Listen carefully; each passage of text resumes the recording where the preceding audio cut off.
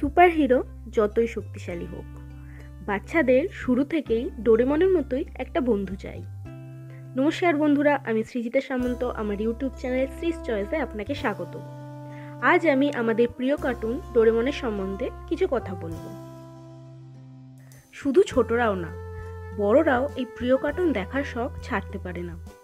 টিভিতে ছোটরা এই কার্টুন দেখলে কেউই চোখ সরাতে পারে না। কার্টুন জগতে রাজ করা ডোরেমনের ক্রেজ আজকের দিনে যা বেড়েছে যে এই জাপানি কার্টুনকে পুরো পৃথিবীতে বিভিন্ন ভাষায় ডাবড করে ব্রডকাস্ট করা হয়। আর এই কার্টুন সিরিজে নোবিতা ও ডোরেমনের বন্ধুত্ব এবং তাদের অ্যাডভেঞ্চার বাচ্চাদের মনে জায়গা করে নিয়েছে। এই কার্টুন সিরিজটি বেসিক্যালি জাপানিজ কমিক সিরিজের ওপর আধারিত, যা হিরোশি ফুজি মোটো এবং মোটো এবিকো নামে দুই আর্টিস্ট লিখেছিলেন এবং বানিয়েছিলেন।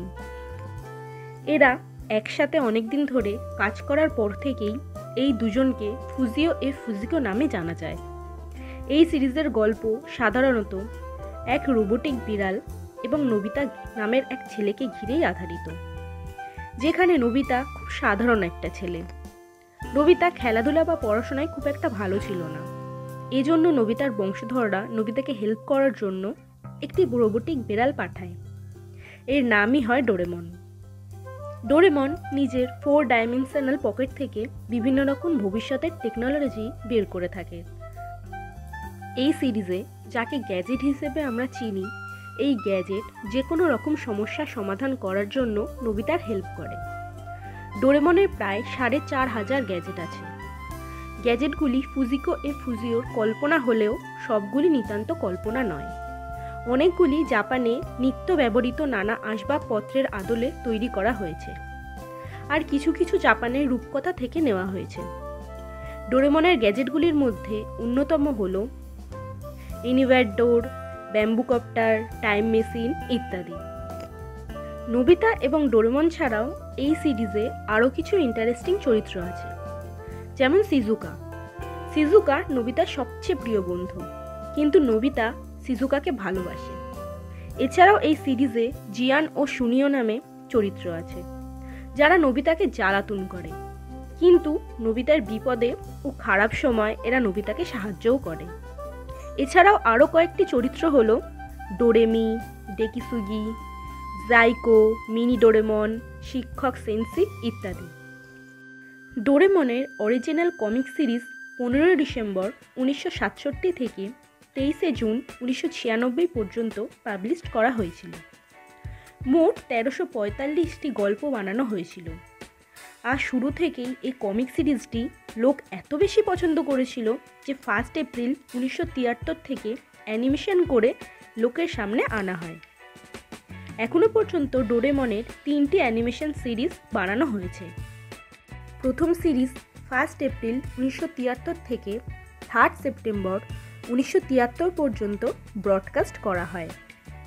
যদিও এই সিরিজে নোবিতা এবং ডোরেমনের চরিত্র কমিক্সের মতো ছিল না, তাই এই সিরিজকে মাত্র 5 মাসের মধ্যেই বন্ধ করে দেওয়া হয়।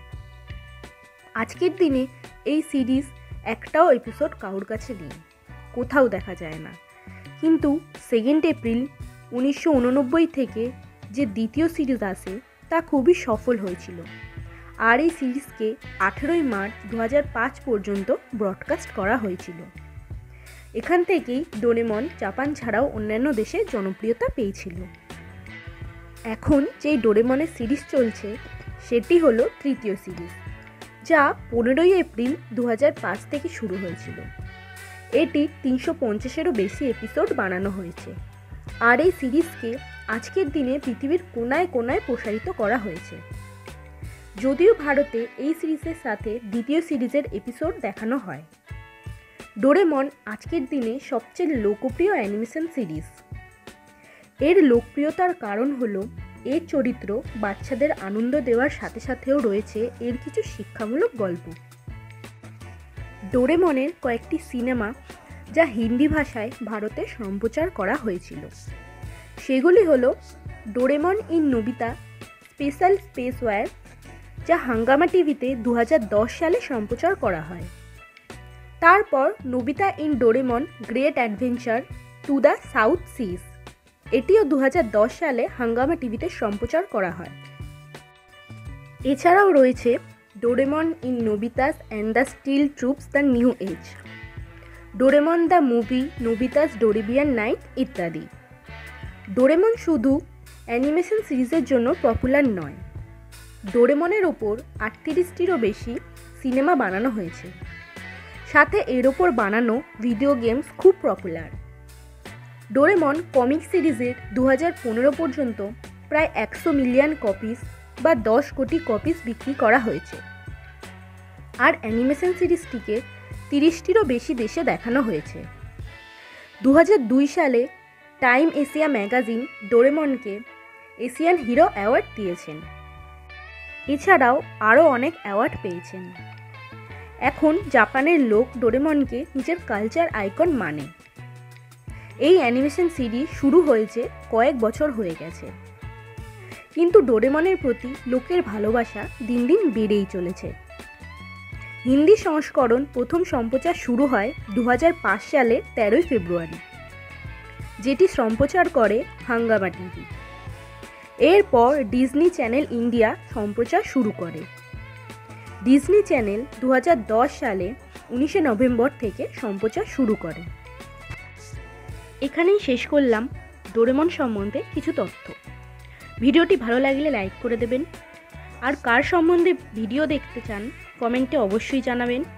চ্যানেলটি সাবস্ক্রাইব করে পাশে থাকবেন। পরবর্তী আপডেট পেতে বেল আইকনটি প্রেস করে দেবেন। ধন্যবাদ।